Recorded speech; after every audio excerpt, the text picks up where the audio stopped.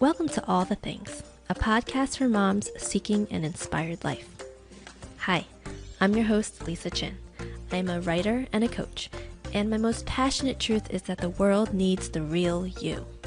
That's why I created this podcast, to discover all the things that make us who we are. Because the better we understand ourselves, the more good we can do in the world. So, let's do that together.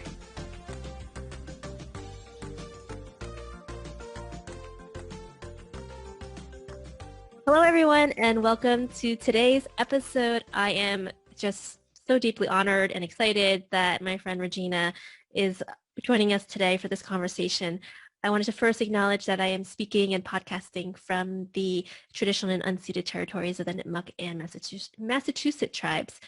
I share an acknowledgement before every podcast if you haven't tuned in before, and the purpose of it is to really ground the conversation because while we are talking about usually very privileged topics on this podcast, there is this underlying systemic racism and oppression that is happening especially in our country, in the U.S., that should not be unnoted in these conversations. So I want to first acknowledge that. And today we are talking about, I don't know if it was my favorite topic last year, but it's kind of like my favorite topic this year, which is money. Yeah. So I'm going to introduce Regina and then we'll just get started. Regina is a certified Master NLP transformational coach. She has a master's degree in change management and organizational development. And her model of coaching is rooted in transformative learning, neuroscience, and quantum physics, allowing access to the subconscious patterns that keep us stuck, especially around money. And Regina has been able to design and lead conscious change work seminars for impactful and lasting breakthroughs for her clients in their businesses, personal relationships, and communities. And I can personally speak to how amazing she is in that area. She is astute at helping her clients uncover their unconscious blocks that prevent them from having the experience of money and life they desire.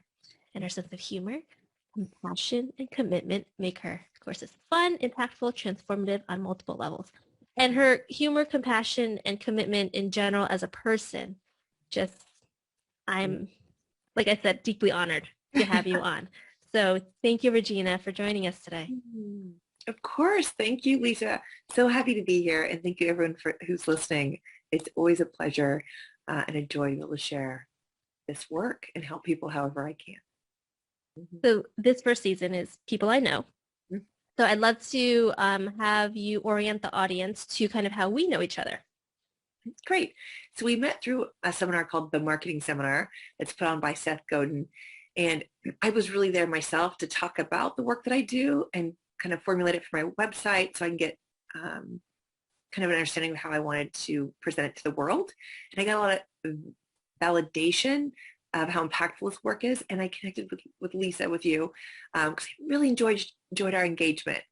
Your insights, your thought-provoking questions, and what you are creating, your approach and your compassion towards mothers really resonated with me as a person, as a new mom, and as a woman. And I really appreciated that. And I was like, ooh, I want to know this person. Thank you.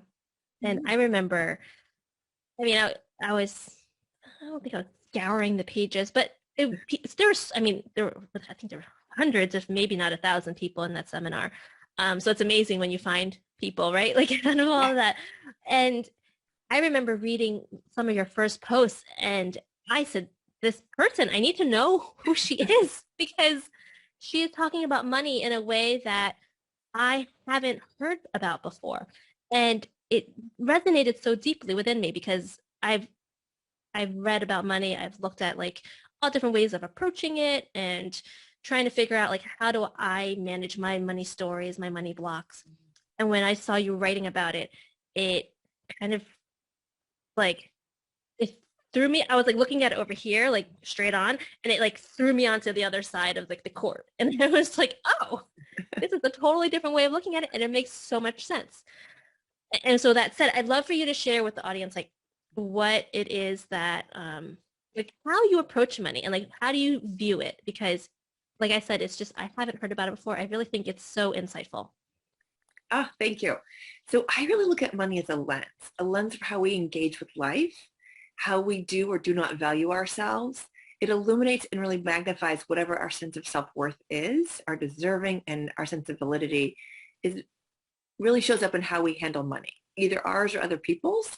I mean, I can chat with someone about their current experience around money and understand how their younger selves view the world, which is contributing to their unwanted experience around money today as adults. So we form beliefs about our self-worth, our deserving, and our validity by the age of 6, if not much younger.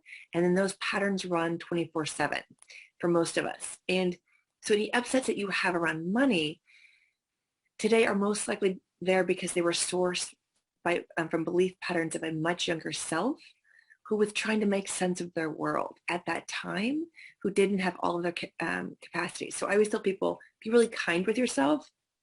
People will say, oh my God, I've been dealing with this forever. I get money, no money, I get money or no money, or I can never break through this thing, or I'm always struggling, just have enough or never have enough, or whatever it is. And they beat themselves up and get feel shame or guilt around it. And the truth is it's not your fault. There's a much younger version of you that put a belief in place and a strategy in place for whatever was going on that no longer suits your adult world for what you want. And your system is still running that belief pattern. And so those are just outdated. It's like running old software, like an old floppy disk, and you're trying to put it in your new Mac Air, and you're like, I don't know where the floppy disk goes, and you're frustrated, right? Because there's a whole new system, and it's really clunky in your old patterns. So it's about updating the patterns in your brain and how it relates to money, which actually, again, is just a magnifier for how we relate to ourselves. And when we can change that on the inside, then actually money and life and yourself show up differently in the world. You just shared like a boatload of information. So I'm going to try to break it down because I think it's so, and having known you for the past year and having been a client of yours from both a private and from a group standpoint, I feel like I can talk a little bit about it.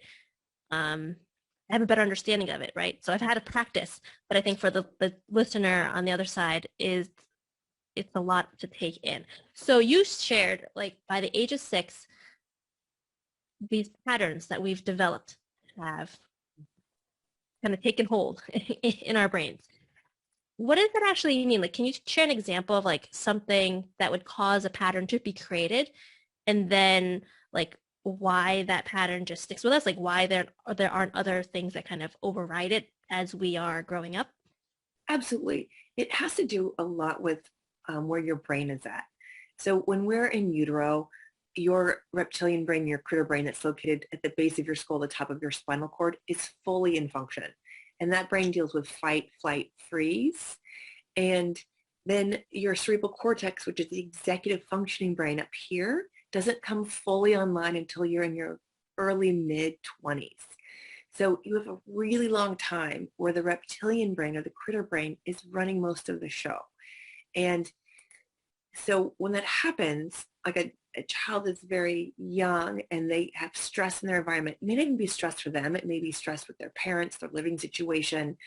They don't know how to make sense of it because they don't have this cerebral cortex that we have as adults. They have more, I mean, it's there, but it's still forming and coming online.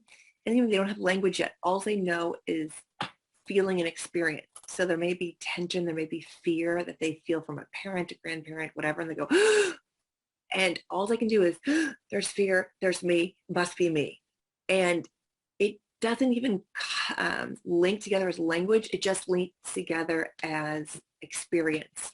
And so if there's this, then it must be me, there's something wrong with me. And what can happen then is when they go to do things that they want in life, is that pattern shows up and it gets triggered, and all of a sudden it's like, oh, I can't do that. I can't go there. I can't do that. And you feel that sensation as an adult and you don't know why. You just know it doesn't feel good to pursue that, think about that, do that action or whatever it is.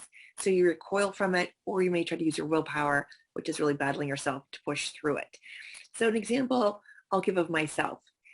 As an adult, I love to travel, but I had this thing that would show up. It'd be this freeze of I can't go. I can't do it. can't go. And it would just be instantaneous when someone invited me to their wedding, or someone was like out of state. Who doesn't go? I got invited to go to a wedding in Hawaii. Who doesn't want to go to a wedding in Hawaii? And I was like, I had the time and money, but I was like, oh, can't go. Or different events like that. And again, I love to travel. And I didn't want to be restricted by that anymore. I wanted more freedom in my life. So I was learning this work. I brought this issue to the practice. And what I uncovered was there was a time when I was about 3 years old, and I don't remember this consciously, but it's an imprint that was in my brain, kind of like a slide in those old slide projectors, that sits here. And it was me trying to leave my grandparents' yard. And my father yelled at me because it was dangerous on the other side of the yard. There's cars out there. There was cattle out there. And so he yelled at me to come back inside. And my little self went, because there's this big grown man who's yelling at me. And like, that's like the feeling of trouble and scared. And what my brain connected that to was it's not safe to explore the world. So every time I wanted to go explore the world on my own, this imprint was there, again, like a slide in an old projector. And I would look through that fear as I looked at going to Hawaii. Look through that fear as I looked to visiting a friend. And I'd be like, can't do it, can't do it. And I couldn't place where that came from, why I felt that way. It was just there. So with the tools that I use, you can actually re-imprint it, you can shift it. And literally we did it in like a half hour once you uncover what it is.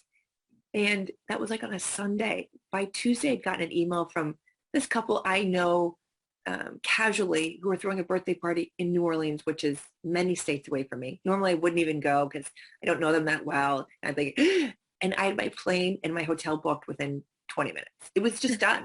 And I did not have any of this. It wasn't even a small whimper. It was just like, oh. And all of a sudden I realized, wait, I just booked that? It's like this never existed because it had been shifted. It just didn't exist. I couldn't actually find that experience in my body as I tried to relocate it as a memory. So that's an example of what I do. And so before you found kind of the various techniques that you use, which we'll definitely get into, were you aware of that reaction, or did you just see it as normal? Yeah, I saw it as normal. And I'd be like, no, I can't go. I can't go. I knew that there was something that other people could do, but I was like, yeah, I just don't want to deal with this. And I'll even say, it's as simple as like wanting to go to the gym. And I'm like, oh God, I can't wait to go to the gym. And I get close to the door.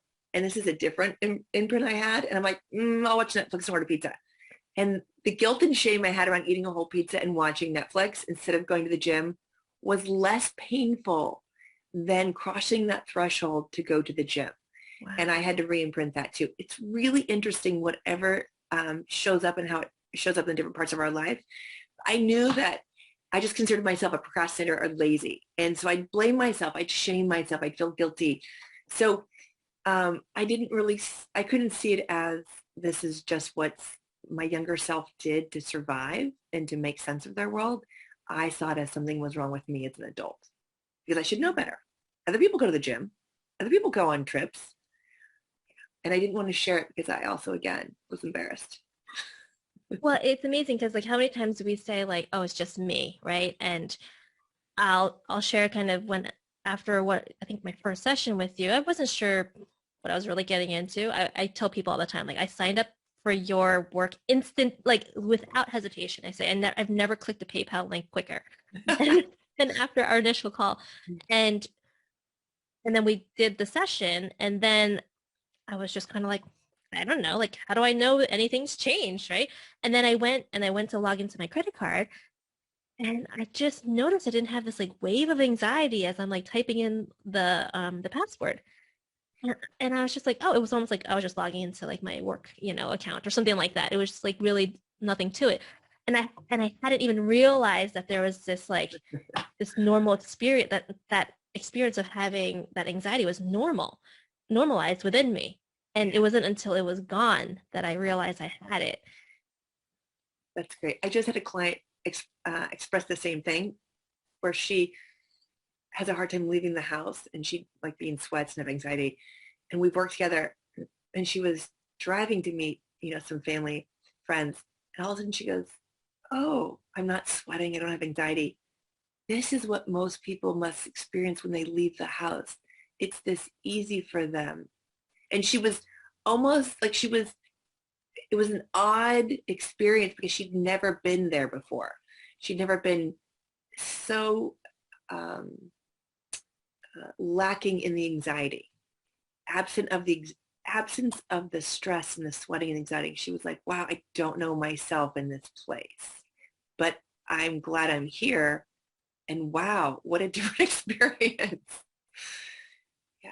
Yeah. And you said before, which I never thought about it this way, you said willpower is basically you're just battling yourself. Yes.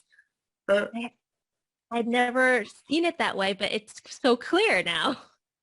yes. And the consciousness, like of change work has changed over the decades. So in the 80s and 90s, it was very much like, be your word, be your intention, do this thing, be focused. And there's a lot that may work for people.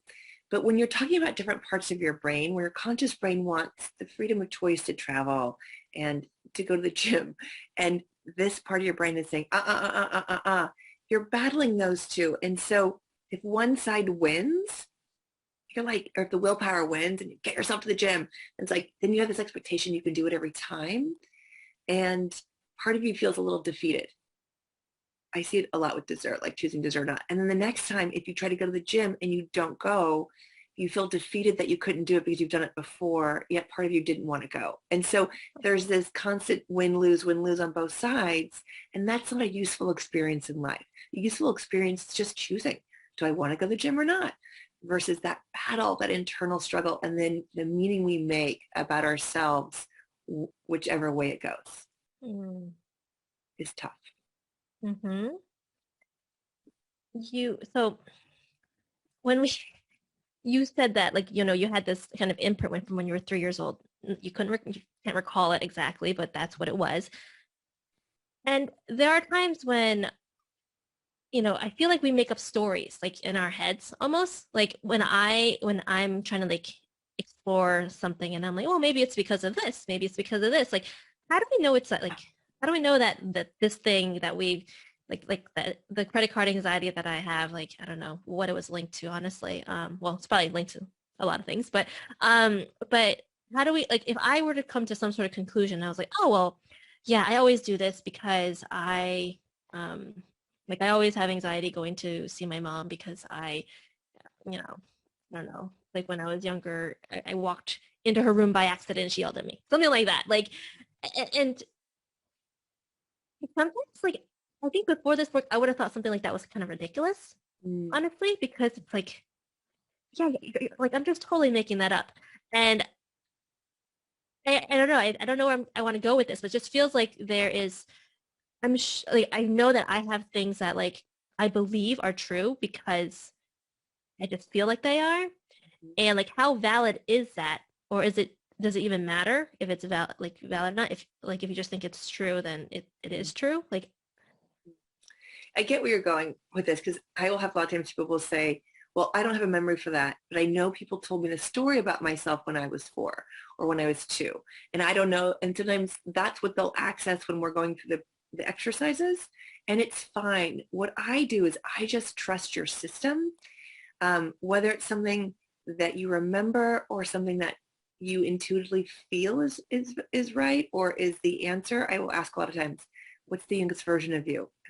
And just whatever number comes to head. We have to allow your system to tell us. And even if it feels like you're making it up, you're making it up from somewhere. And I also hold the stance in this space that there is a large part of you that wants this change, that actually wants to not be inhibited by these patterns, these beliefs anymore. So your system is actually giving us the information of what's most in the way and also where to find it. So I always tell people in this work, and they go, oh my God, now I'm really upset or I'm really scared about doing this work, right? Like I'm afraid to take the exercise. I'm like, great, because your system is telling us what's most in the way.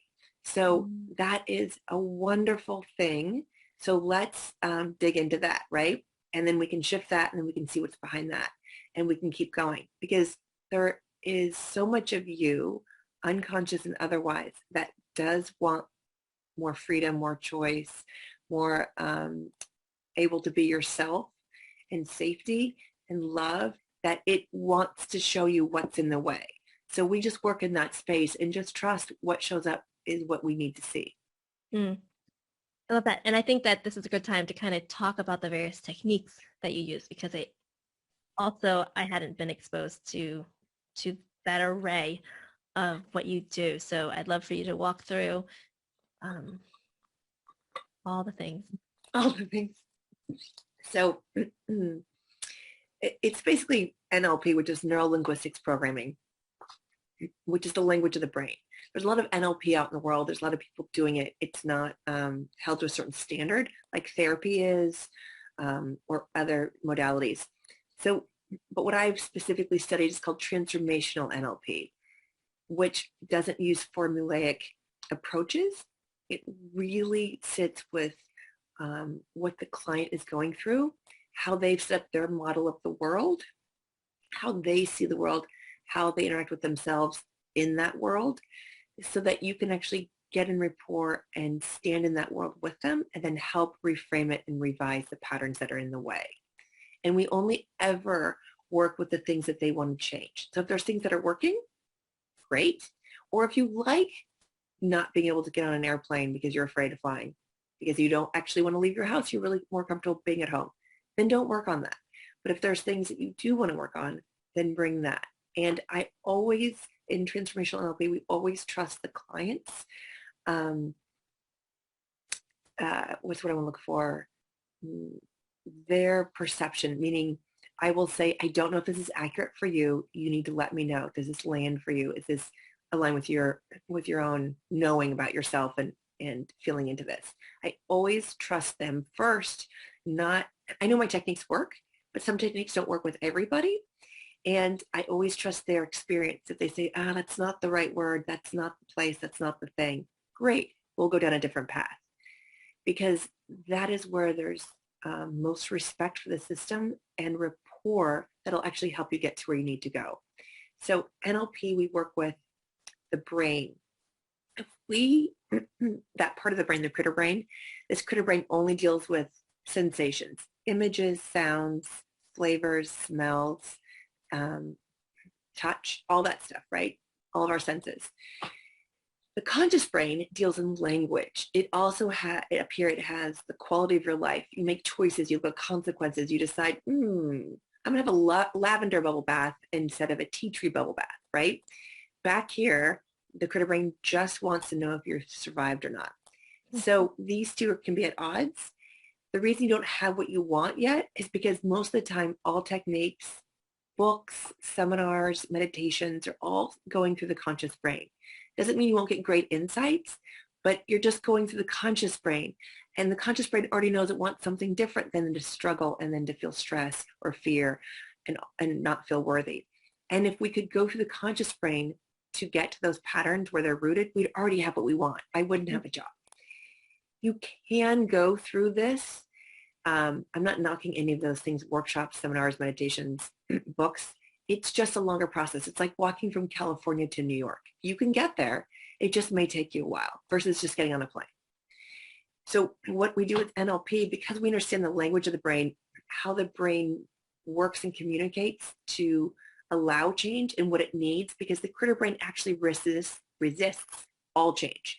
So you need to be able to get in rapport with it and offer it things in its own language that it's going to be more amenable to allow change to happen.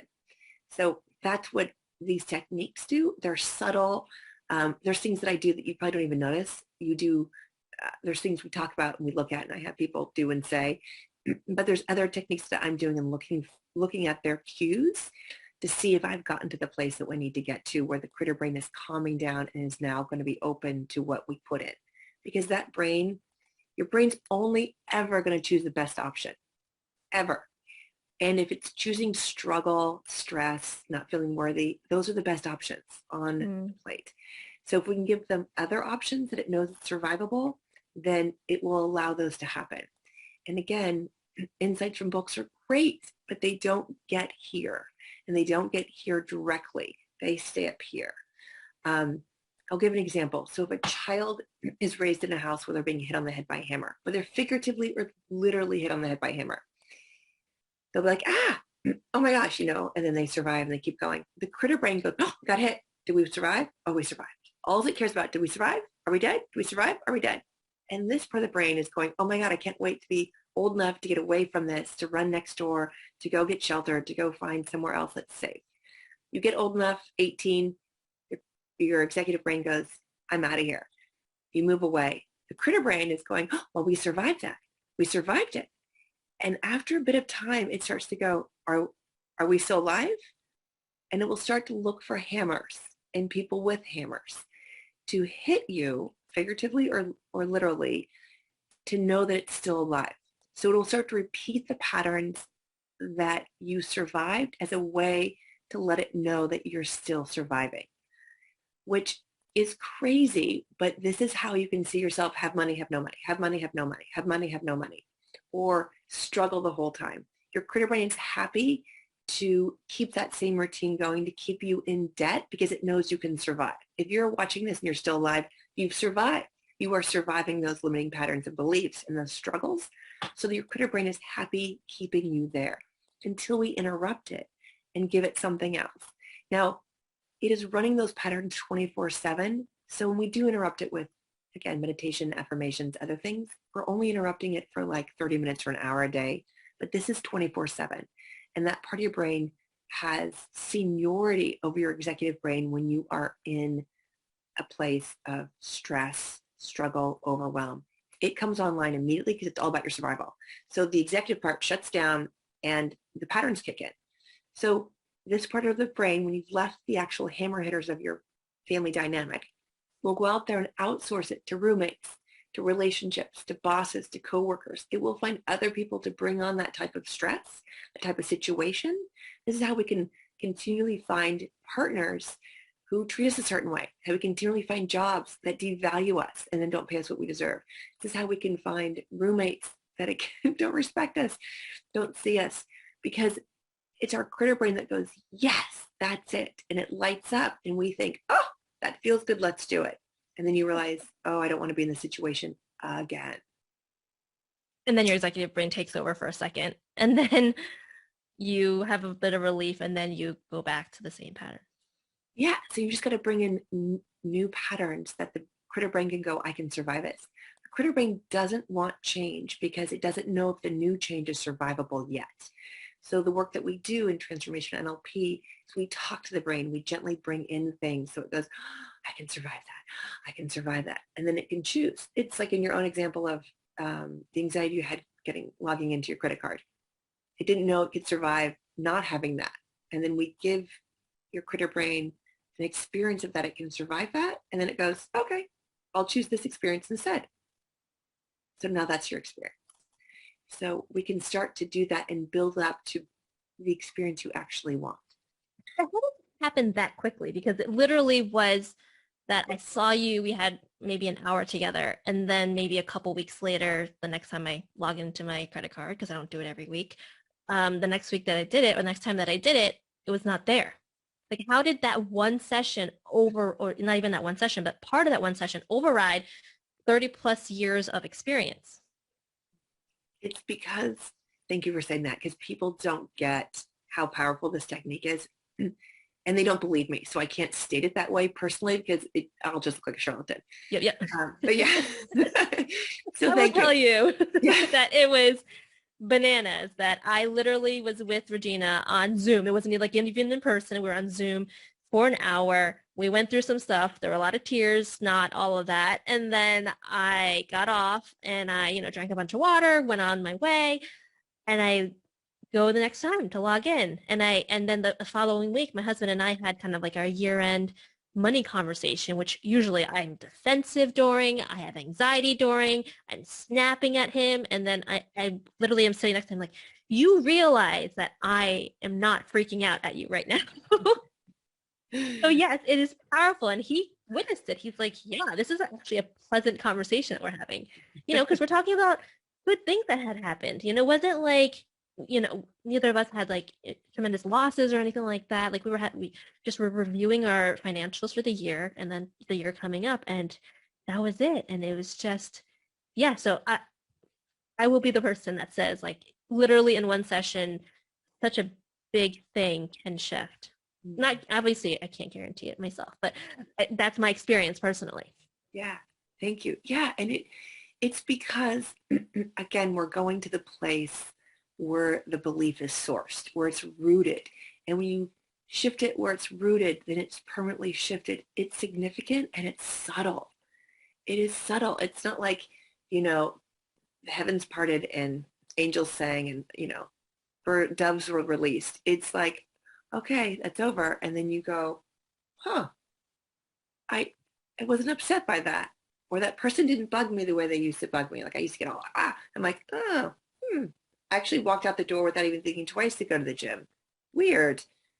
I didn't think about what's in my queue or what I could potentially watch. That's so it's really about, this is why I love this work. And I've been a coach, I've been a participant, and I've led so many other different modalities because I love self-help and I love self-transformation.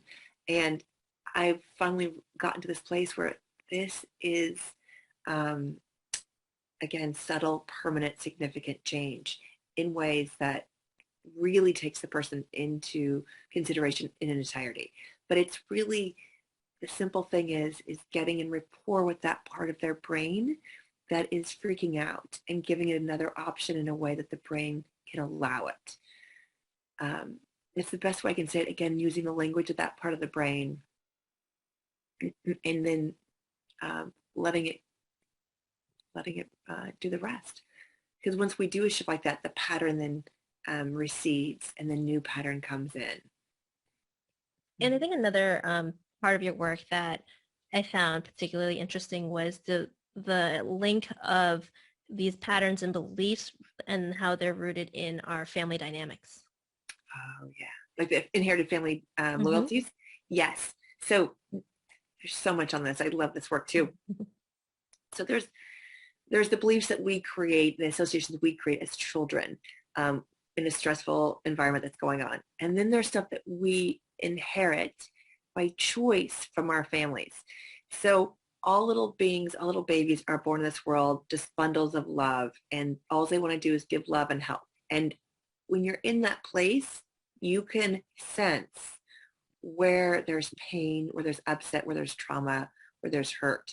And so these little baby beings want to help. So they will, again, it's not from a conscious, because we don't have language yet, it's from a place of, oh, you're in pain. I will take on that pain for you so you don't have to have it. Or you're depressed in your pain and you feel alone. I will take on that depression too so you're not alone in your depression. And so what happens in that is they take it on as a way to heal the family out of love, loyalty, and a sense of belonging. But no child has ever been successful in doing that. All they have done is proliferated the pain, is continuing it for another generation. This is how you can see generations of financial turmoil, depression, sadness, all these different things, pain and suffering can happen for generations because that next generation is trying to heal the previous generation and take it on as a way of showing love when really it doesn't help them. So in this work, one thing I always try to underline is the best gift you can give your family and the people around you is to be responsible for your own happiness. Is when you are happy, you actually set everyone else free. So they don't actually have to, on some level, monitor your happiness or monitor their own in response to that. It doesn't mean you can't have upsetting days or be sad. It's just something to consider. Mm-hmm. It makes a lot of sense, right? Like that our families have such an impact on like the way that we behave and our beliefs and all of that.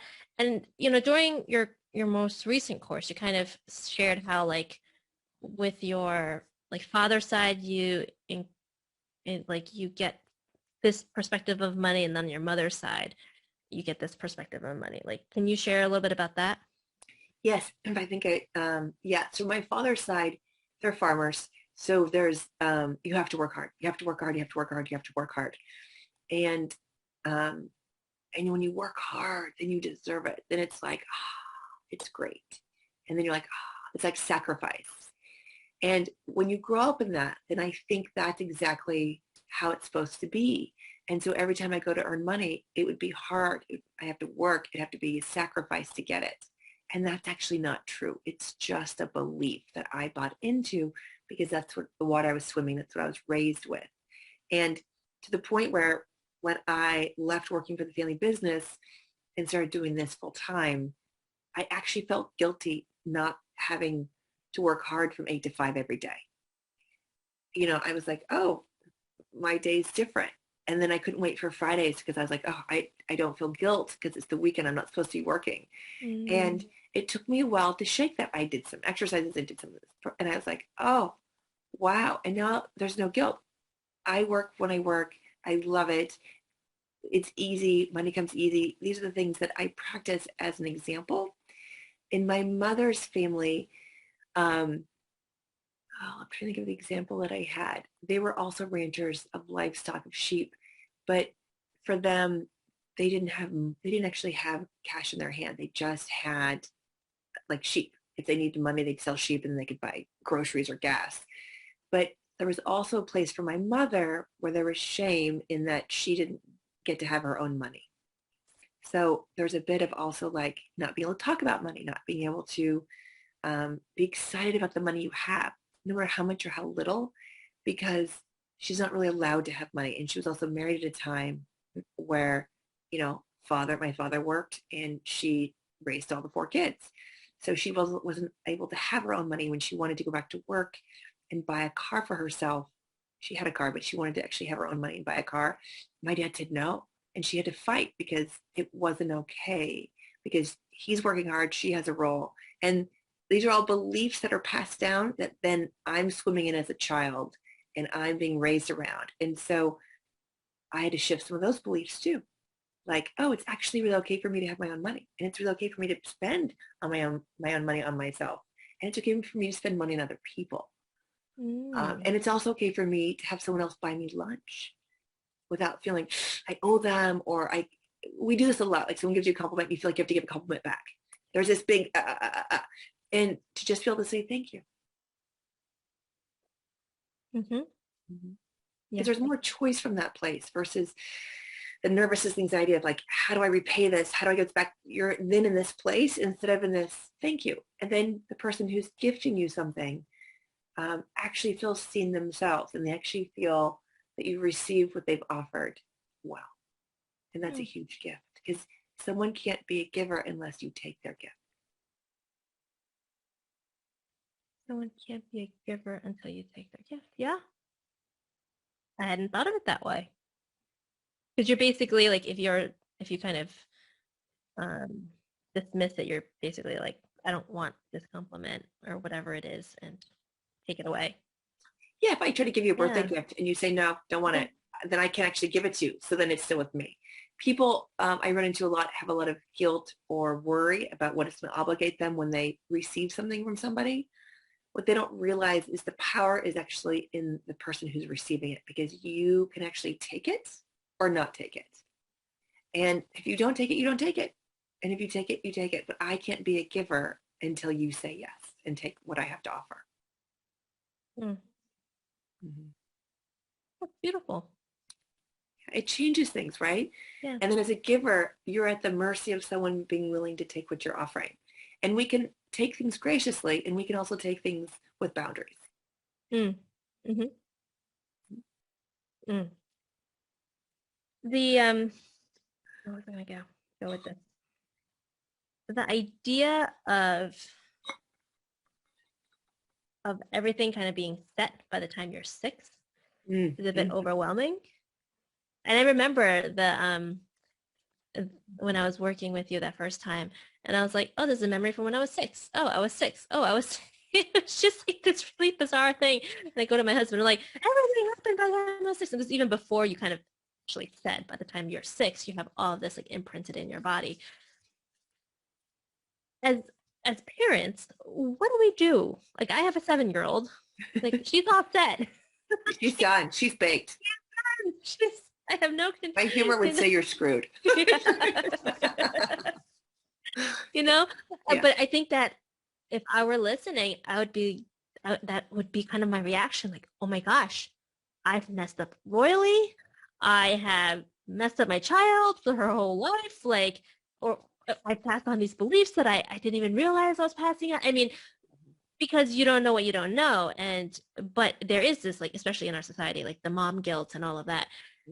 How can I come to terms with the fact that, like, I haven't royally screwed up? Well, my first question is, what lets you know that you royally screwed up? And see there, I would take you through this whole process because, you know, there's that piece of like, but Yeah. in a general sense, because for everyone it'll be different, right? And in a general sense, I'll say we're all humans having a human experience. When we come down or we show up to have this meat suit, to be in this 3D world from, let's say, the other side of the veil, or these non-human body forms, whatever your beliefs are, we actually want the highs and the lows. We actually want the emotions and the growth. And it doesn't have to be struggle. It doesn't have to be hard and struggle. That part, our consciousness is evolving and moving away from. Lessons don't have to be hard anymore. We can actually have what we want with ease. That struggle, that time is ending. So it's okay wherever your child's at, whatever you did your best, you love them. And they are going to have things to work on in this lifetime, and that's what they want. Nobody wants to come in this experience and just float and coast through it. They actually want things to explore, inquire about, learn from, and experience. So it's okay. We do the best we can. And what I say now, as we have this conversation, again, find what makes you happy. The best example, no matter what age, is that you're happy and you can show your child how to be happy in your life, whatever it is. And granted, it's also being authentic when you need to be sad or upset, but there's also this place where we carry stress and struggle, and it starts to coat our day and coats our energy instead of us just being like, oh, here we are. This is our day. We're going through. I'm happy, or I'm happy in this moment with my child. That does wonderful things for a child to be seeing and to be experiencing you and knowing it's possible to have happiness. It doesn't have to be 24/7, but to know that happiness is possible. Does that make sense? Yeah, it does. Give yourself a lot of permission to be who you are. And I wouldn't say they're mistakes. They're just life. We're having a human experience. Just to be reminded of that every once in a while. Yeah, of course. But it is interesting how my reaction is actually something you could work on, because that reaction is triggered by something within me that is that I guess is threatening my survival of some sort on some level. Well, it's personal to you. Not Mhm. everybody listening has that same concern. Like I'll say, yeah, I'm sure there's things I've done to my son who's 2.5 that I didn't intentionally do, but happened, whether my patience was gone or whatever it was. I'm human. But I don't worry that I'll use your words, royally screwed him up. Mhm. um, that's a flavor of what's of you and what's the pattern that's running for you, or the beliefs that they're the concern, which are, I'm sure, they're all valid concerns. Um, but is it useful to continually worry about that versus spending more time raising your child or being with your Mm. child, right? So that's where I start to look like, what's useful? Is it useful to have that concern, or is it useful to be present and, you know, play blocks or play grocery store? Yeah. Okay. And so that leads me to, where was I going with this? That leads me to where? Well, can I offer something? Yeah, of course. Just in general, there are beliefs that people have about money. There's 3 that are very common I always like to share, that aren't true. But, people have them as if they are true because it can't be a belief if it's not true. Mm. They will say things like to themselves or in the world, once I have money, I'll feel secure. Once I have so much money in the bank, I will be free. Money is not your freedom or your security. You actually are. Money can serve you best when it serves those ends, but it's not an end in of itself. Because how many people do we know who work really hard and they're not free? And we all know people who don't work that hard, yet money comes easily. And we know people who have a lot of money who don't take time to enjoy themselves because they're so worried about losing it or it not being enough that they can't stop working. They never take vacations. That is a scarcity mindset, even if they have lots and lots of money. They just can't stop. And there are plenty of people with a lot of money who don't feel secure and don't feel free. And there are people who don't have a lot of money who actually feel secure and free. So money is not actually what gives you security or freedom. It certainly can serve you best towards those, but it's not an end in of itself. It will not automatically give you that experience of feeling secure and free. Mm. The other belief is money is not what keeps you stuck or allows you to move. Because we've all heard of lottery winners who go bankrupt within 2 or 3 years of winning. It's not the money. It's their beliefs around money that keeps them stuck and has that money dissipate.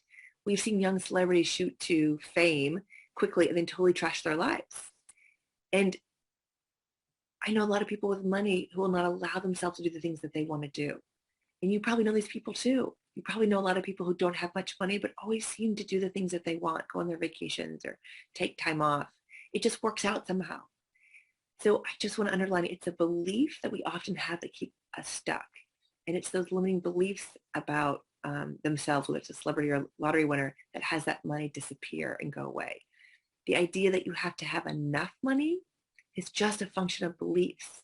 Because some people never have enough money, no matter how much they have. That makes sense. And it makes me also think of like one of the first things you said to me was like money in itself is a belief, a social belief, right? Across our society of how much it's actually worth and like and all of that. Yeah, and we're the only species that measures our worth through money because your worth is immeasurable and eternal. Money cannot add to or take it away, nor can a lack of money do that. But we try so hard to measure our worth by money. The fact that we measure it at all is, again, human. But because we try to measure our worth and we're the only species that also finds it lacking, that then we try to augment it with struggle, with sacrifice. Like, oh, I worked so hard, but it was worth it. Oh my God, I worked so. And we do that to try to show it was worth it. Like I have a friend who I adore, but she'll be like, oh my God, I drove all over town. I went to 15 stores, and I finally found the thing I'm looking for. But her telling me how much she struggled makes her feel like she did something that day. And I'm like, wow, if you have that belief, then you will have to go to 15 stores to find what you want. Or you will have to struggle that hard to have the money that you want. When you have that belief that that's the way to show your worth, when it's not. Because if you line up a bunch of 2-year-olds, like a dozen of them, how many of those kids are worthless? They don't have a job, they don't have money, but they're not worthless, right? None of them are worthless. They're human beings, but we measure ourselves by how much money we have or don't have, or how much struggle we've had to make it okay for us to be wherever we think we are in life in our worth and deserving, which is unfortunate because we never get enough of a sense that we actually are and our worth is immeasurable and eternal. We're actually perfect exactly where we are. The fact that you're here in this spot is enough. There's nothing more you need to do. I don't know too many other NLP practitioners, but I imagine not all of them work with money, or maybe not any of them. I don't know. But why? How did you come to combine these two topics together? I had a really great mentor. And I love money because, again, it's a lens. It magnifies, intensifies how we view ourselves. And my course isn't really about money. It will shift in my work. It will shift how you experience money and how it shows up. But it really gets to how you feel about yourself, how you relate to yourself, how you see yourself. And that to me is the crux. I could use a lot of other things to get there too. I could actually put a course out there that says, get more in alignment with yourself, have more rapport with yourself, and have a great life. That's not as intriguing to people who struggle around money. It's not as because there's so much struggle around money. I mean, look at our society today after the pandemic and all these things, right? People are like, my whole life has been displaced. So I can actually help more people coming through the lens of money, because that is a pain that people can immediately identify with and look at and speak to. When I talk about it in a more general sense about who you are, your rapport with yourself, it feels like a luxury to tackle that, Hmm. because they're still struggling with money. They're still trying to pay their rent or get a better job or, have enough.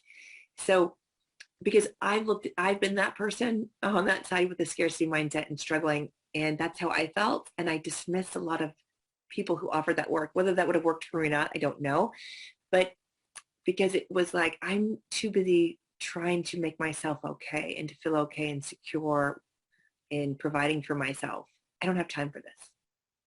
But when you talk about the pain that's immediate, then you can actually get to what's behind it, which is their beliefs about themselves, and which come from, again, those childhood patterns, inherited family loyalties, and their identity that have been locked up from a very young age. So when we shift that, then money can show up differently. They can show up differently. They can feel differently. And the world doesn't have to change for them. We can still be in a pandemic and things can feel calm. You can feel secure and safe within yourself.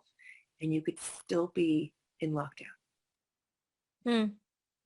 I can definitely agree or say that when I read what you wrote, and if you had written it about kind of in general versus money, I wouldn't have reacted the way that I did, because it did like hit a certain note. And so if you're seeking to make impact, then it makes total sense that this would be something that you would focus on. I also think it's just like an enormously like I think you look for the fun and humor and things. Like it's also like it seems like it's just a really fun topic. Like there's just so many ways of going around it, and like your creativity around how you're working with people is um I don't know. It just I watch you do your work and I'm like, oh my gosh, like how did she like do it? It's just amazing. Thank you. It is fun. I love it because what I also love is it gives me concrete examples when I'm out in the world of my own life, when I need something to work out. And I'm like, oh, look, there it is. I knew I can figure this out. And I know this can be easier. And I tell these stories like I'm selling this house that I own, and my tenant used to take care of the pool. So I moved my tenants out so that it would be empty, to sell. And so I need to find someone to take care of the pool. And first of all, we're in a chlorine shortage amongst other things. So when I went to buy chlorine from the pool place, like, no, you get one bottle. And I was like, that won't help my pool. And then I started calling pool services, and my house is in a more rural area. And they said, no, you're too far out.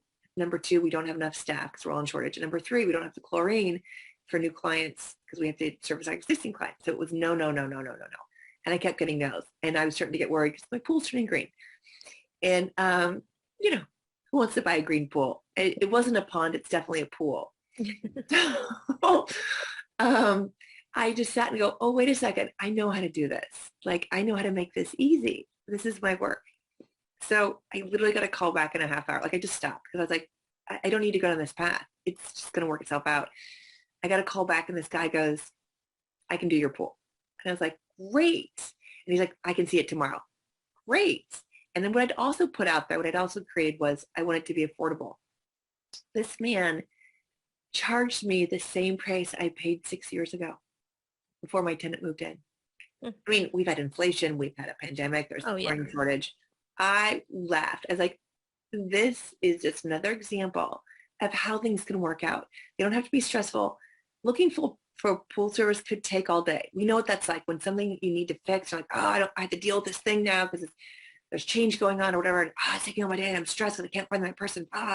Like that stuff starts to amp up and starts to take on. And then next thing you know, at the end of the night, you're like, and I still got to deal with this thing. And I was like, no, actually this can be easy. And it was an incredibly affordable, and I went on with my day. So this is what, when we get those blocks out of the way, that things have to be hard, that we have to augment our worth with struggle.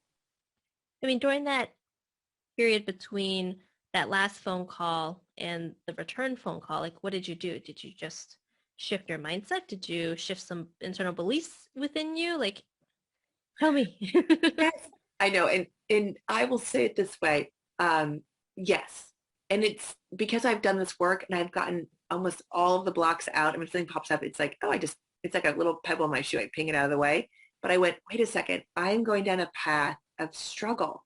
It actually doesn't have, I literally said to myself, it doesn't have to be like this. This is what I'd like. I'd like for this to work out. And this is what I'd like to have. Okay. I'm now going to go do something else. Hmm. And I just removed myself from it because if I hadn't removed the blocks, I would still keep getting the experience of, you got to work harder. You got to struggle from my family. You got to work hard to have it. You got to work hard to have it. Not just money, but things in life. Got to work hard, got to work hard. And it would have been a 2, 3, 4 day, 2 week process. Who knows? Until my internal unconscious brain had decided I'd worked hard enough.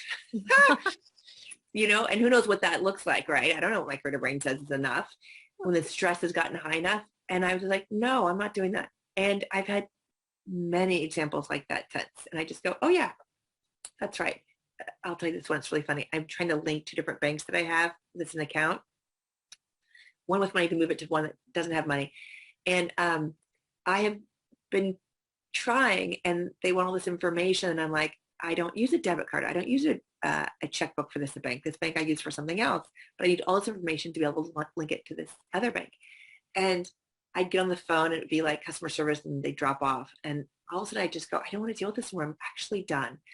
And I go, I don't want to spend my time on the phone doing all these things, right? I just have other things to do. I want it to be easier. It's just going to have to work out differently. And I will work on this in 2 days. So literally I went to bed. The next morning I woke up and all of a sudden it hit me. And for some people, this would have been an obvious solution. But instead of going from bank A to bank B, connect bank B to bank A, it was so easy. It took me 3 minutes. I have been working on this, like wanting to do it, not wanting to do it, calling, going screw it, and taking time off for weeks. And I'm like, and it's been looming, like I need to go do this. And I'm like, oh, they want all that stuff that I don't use this bank. I don't use the bank in this way. So where am I going to get that stuff? And you could call someone to get that stuff and go back. And I was like, I don't want to do it that. So I go about, and I realized, oh, do it the opposite way. Go from the bank that has no money to the bank that has money and pull it in. Amazing. But it's like that other option, that choice showed up because I let the noise go. Mm-hmm. And it's hard to get out of the noise when there's that pattern of having to struggle, right? And this is how things feel. And then my critter brain comes down and goes, oh, you're alive. You're survived because that stress level's here. Okay. Mm-hmm. That's amazing. Mm-hmm. I could pick your brain for, I think, years. And I will after this podcast episode. I love it. I love talking about this. But I think I love that this is such a technique that kind of gets to the source.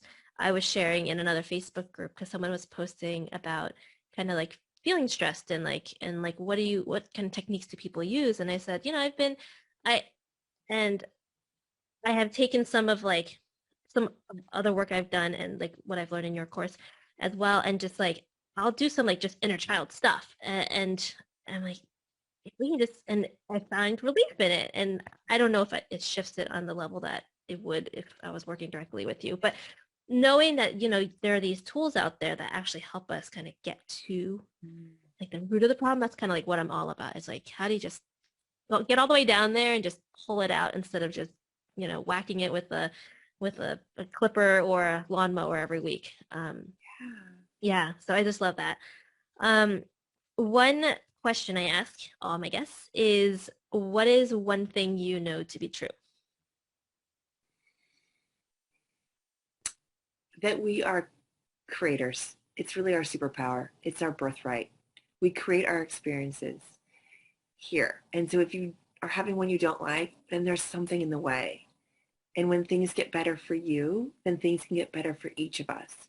So for you to want something and to have it, it's not selfish. It actually helps the planet to heal.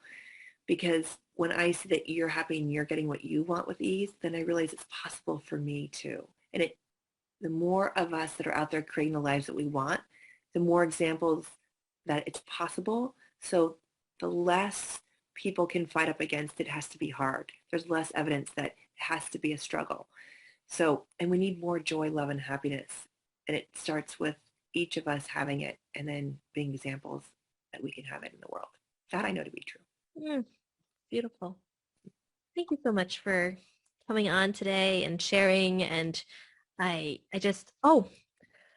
will have everyone, I will ask you because the next question is like, how do people get in touch with you? Because I want everyone to find you, to sign up for your courses, to learn from you, because I just think that this work is just revolutionary. Oh, thank you. I'll give you the link if people want to do my course that's launching soon. But otherwise, right now, the best place to email me is moneybeliefsbydesign@gmail.com. Amazing. It's funny. I do all this work, but I don't have a website up yet. I'll get there. Which, again, it's like, I just think like I love when I listen to podcasts like about like business and stuff. I love hearing the people who are like, oh, I don't use social media. I don't have a website. I don't, because there's all these stories that we're told, like you have to do it a certain way. You have to check all the boxes. And then I love getting validation from other people who are like, oh, I'm not doing that. That's like, I'm able to do this thing that I love to do and that is making an impact without having all this extra stuff that I'll get to eventually. Yes, thank you. It's true. It's like people kept telling me, oh, you need a newsletter, whether it's weekly or monthly or quarterly. I'm like, no, I'm not doing that. I actually don't want to feel like I have to produce something for people, because then that takes away from my quality of my life. I want to do what I love to do and have it work for the life that I want to have.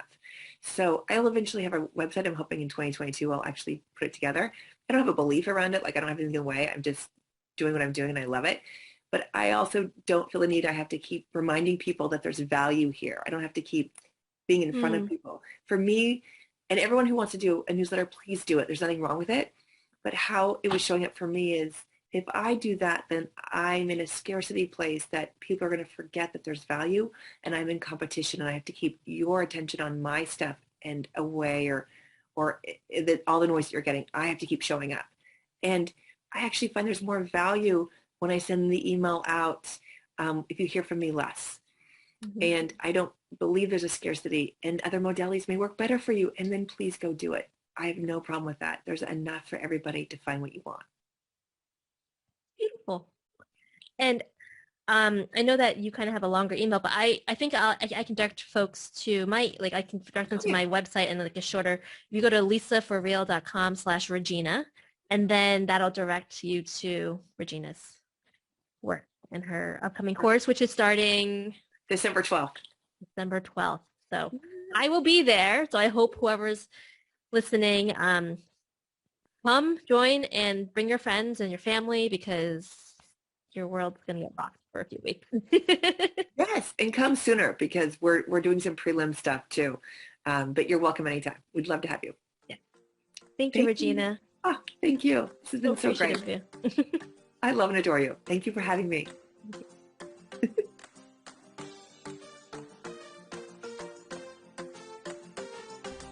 Thank you for tuning in today. A great big thank you to Medfield TV for their support and editing this episode. Living an inspired life is a worthy endeavor. Don't let anyone tell you otherwise. Be sure to subscribe in your preferred podcast player for future real conversations. And if any part of this episode made you think of a friend, let them know that they aren't alone in their journey, and share all the things with them. If you'd like to stay in touch, hop on over to lisaforreal.com and sign up for my daily blogs. Or find me on Instagram at Reclaiming Motherhood. See you next time.